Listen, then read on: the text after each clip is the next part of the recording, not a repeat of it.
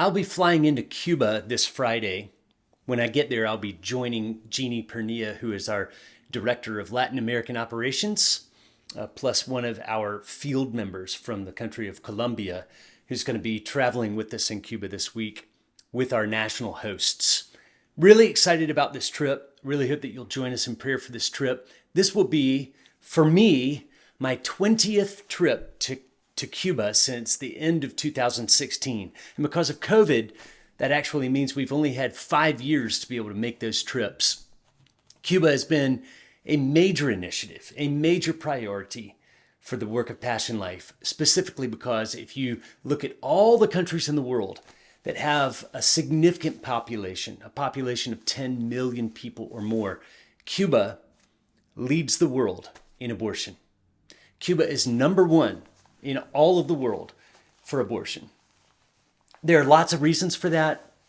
I'm not sure that I know all of them, but I do know that the regime in Cuba has caused a lot of material want and lack among the people. There's a lot of dissatisfaction because of the lack of material goods, food, basic living supplies.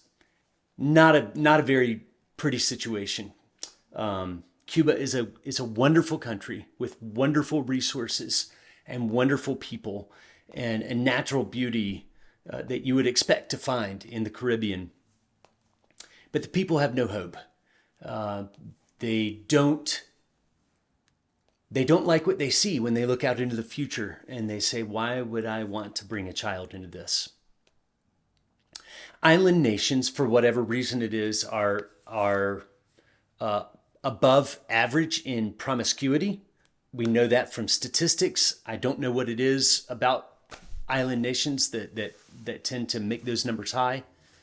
But there is a lot of promiscuity in Cuba, and there is a lot of underage, teenage, very, very young pregnancy. And abortion is often the fallback as a contraceptive method for the Cuban people.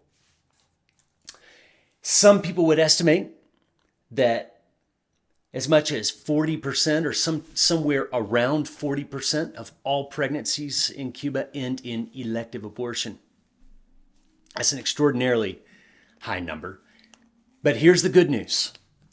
The Church of Cuba is strong. It is vibrant. It is obedient. It is zealous to hear the word of God, obey the word of God, and share the word of God with others, which is exactly what we're looking for as a ministry. We're looking for people who will hear the word, obey the word, and share the word. Just look at this picture that I'm putting up on the screen now.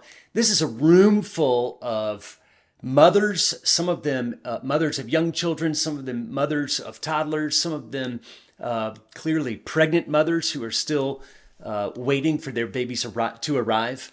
This is a representation from this small church in Cuba where we've been working, where they had 80 members in their congregation.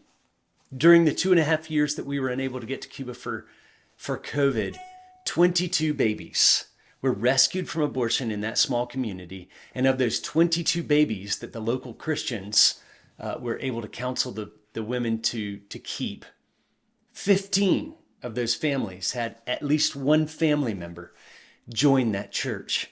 Now that's a pretty good rate of growth for a church, for that being one of many evangelistic campaigns that they have going on in their church. Their church grew by at least 15 people. And if you can assume that many of those babies will also be raised in the church, then the church could have grown by as many as 30 members over a 2-year period. This is an 80-member church. It's pretty good. And it's only one ministry that we're counting as far as evangelism. The ministry of Passion Life has 2 parts. We have a theology side and we have a practical application side, which is pregnancy help work or pregnancy help ministries. We teach theology. We don't start with abortion. We start with the Bible. We teach pastors and leaders how to lead their congregations well. In response, the people say, what can I do to obey the Bible's call to rescue the innocent? And they start pregnancy help ministries. In Cuba, we see a flourishing practical application side of the Passion Life work. The ministries, the pregnancy help work that's going on there is extraordinary.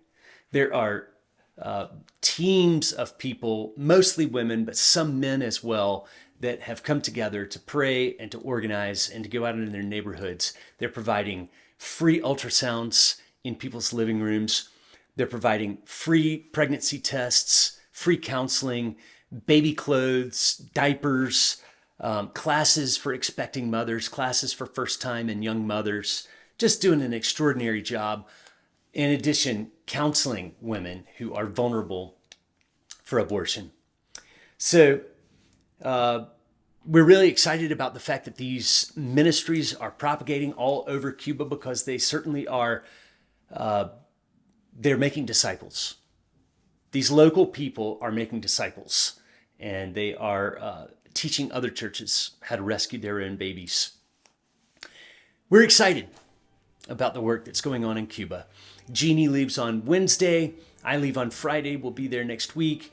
You can pray for the work that's going on in Cuba while we're there, and the ongoing work all over the island in the times when we're not there, led by the local indigenous Cuban leaders. Thank you. Thank you for your partnership with Passion Life, a big part of which is praying. Thank you for praying with us for Cuba.